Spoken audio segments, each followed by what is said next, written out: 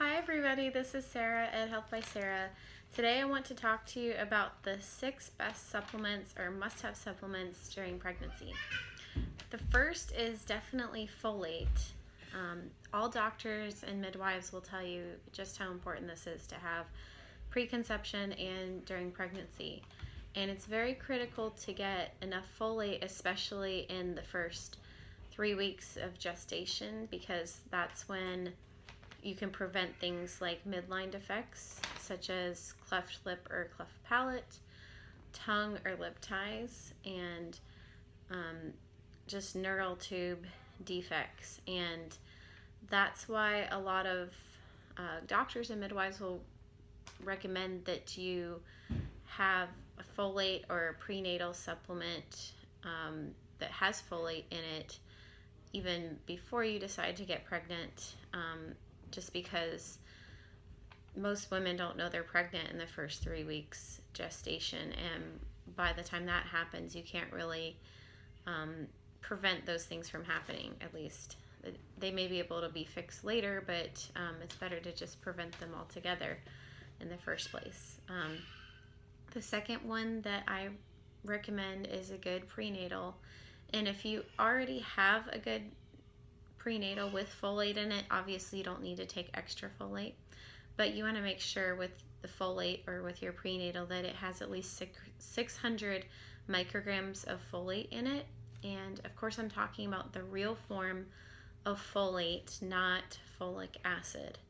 And one of those forms is in my prenatal. It's called, half of it is quadrafolic, 5-methyl to tetrahydrofolate. I'm sorry if I butchered that.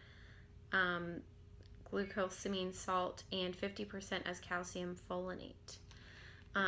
So that's a really highly absorbable type of folate, but you definitely want to avoid folic acid, especially if you have the MTHFR gene mutation like I do. It can just circulate around in your body and not absorb well. So you definitely want to get folate or food-based sources of folate in your diet, and make sure you get 600 micrograms or more. And I have found that it's just too hard to get enough of that daily in your diet. Food-based sources include liver, beef liver, chicken liver, greens have higher amounts of it, and so do lentils. But unless you're eating all of these things daily, or cups and cups of greens daily and cups of lentils daily and liver daily, then you're probably not getting enough or as much as you would need. And so that's why I like to take folate or prenatal as a supplement, just to be essentially a backup plan, especially if you have things like morning sickness. If you saw my morning sickness video, I talk about a way to combat morning sickness to help you get enough of those good things in your diet. But even when you do, it might be too hard to get enough. So other things you want to look for that are valuable in a prenatal are K2 and B12, and there's a whole list of other things.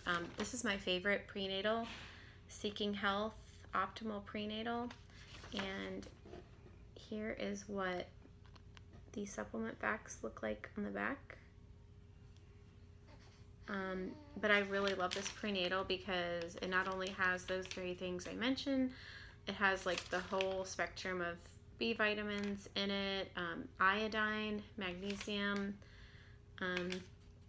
chromium, copper, zinc, selenium. It actually has 200 micrograms of selenium in it, and that is something that my doctor wanted me to take. This was before I got pregnant this last time, because I was having problems with my thyroid and thyroiditis, and he was saying that taking 200 micrograms of selenium daily would help with that. And so I figured I'd kill 2 birds with 1 stone and just get it in this good prenatal. Another great prenatal is Mega Food, and there's two types. There's the one with herbs in them, and there's one with no herbs in it. And it's a food-based prenatal.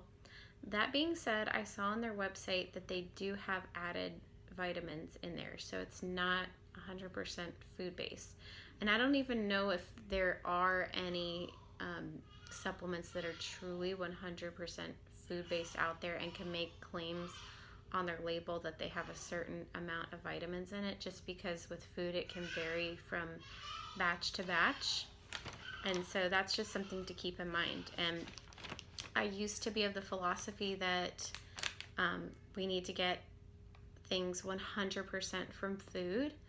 But then after doing some research and after having a miscarriage last year, I started wondering if it was because I wasn't getting enough vitamins in my diet just from food alone.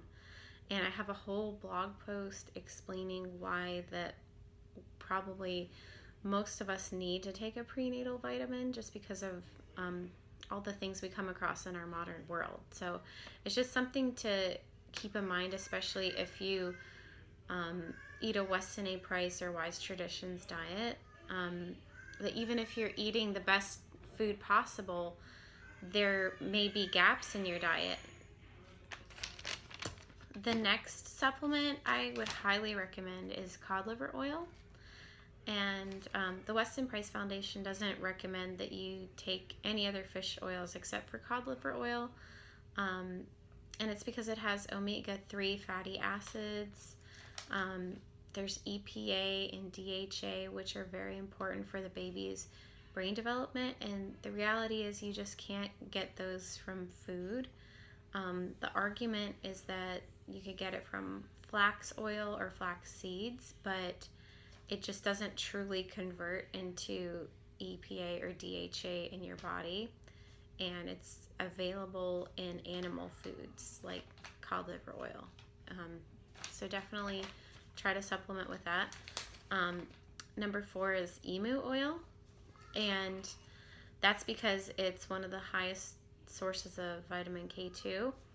And it may be hard to get enough vitamin K2 in your diet because most of the foods that have it are just hard to come by. Like goose liver pate is one of the highest sources, but like goose is very expensive. It's hard to come by, so most people aren't going to be eating that. I know I can't really source it where I am unless I were to kill a goose myself and get it, but that's really hard, and it might even be illegal where I am. Also, you can get it from natto. I'm allergic to things like soy-based products like that, so I can't have it personally. But if that's something in your regular diet, maybe you are getting enough of it, and it's a very traditional fermented food from Japan. It's very healthy for you. So if you're taking that, maybe you don't need it. But I will be sure to link the recommended products I have below. Number 5 is desiccated liver capsules. Especially if you're not eating liver regularly.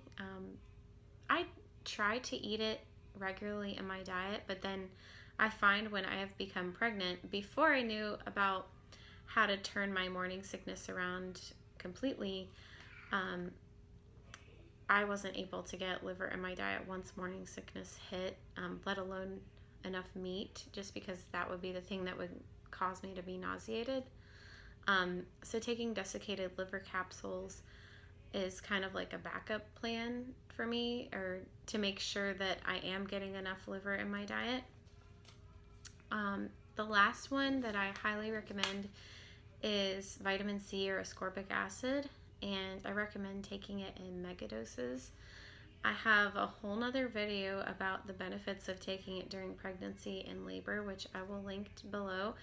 And I also have another video about the benefits of that I experienced taking it during pregnancy and labor. So I'll be sure to link those as well. I'm not going to get into all the reasons that taking megadoses of vitamin C is a benefit during pregnancy. in labor, but one of the reasons is having like a much easier and faster labor. There's a lot of evidence to back that up, and I have that in my vitamin C videos. So the next one is kind of a bonus. It's not like something I think is a must-have, but having a probiotic during pregnancy helps you to have good gut health, and I took it throughout pregnancy. I don't think it's completely necessary, but I think it's highly recommended. And also eating probiotic-rich foods like sauerkraut, beet kvass, kombucha, pickles that are naturally fermented, just stuff like that. Yogurt and kefir too. Also, this is definitely not recommended unless you need it, but I wanted to mention it because some people have low iron during pregnancy. I wouldn't recommend most iron supplements out there, but there is a food-based iron supplement out there that will not constipate you, and it's called Probiotics. I took it when I was very anemic in the past, and it gave me so much energy right away. Definitely, I would recommend eating higher amounts of liver and beef, spinach, and then combining it with vitamin C to increase your absorption. But sometimes you need to feel more energetic right away. It can take a while to build up your iron stores, and so that's why I would recommend Probiotics, the liquid supplement. If you have low iron or low hemoglobin, it definitely helps to boost your levels more quickly in supplementing with the extra meat and liver, and it makes you feel more energetic faster. So I know like that was really important to me when I was feeling low energy and anemic, and it just made me feel better very quickly. And that's all the supplements that I think are must-haves and highly recommended. Definitely always check with your midwife or doctor or care provider before you try anything new. But these have been very helpful to me in my pregnancies, and I would love to hear what you think in the comments. Let me know what your experiences are with supplements during pregnancy. And if you like this video, make sure you give it a thumbs up, and please subscribe to my channel and hit that notification bell. Until next time, bye!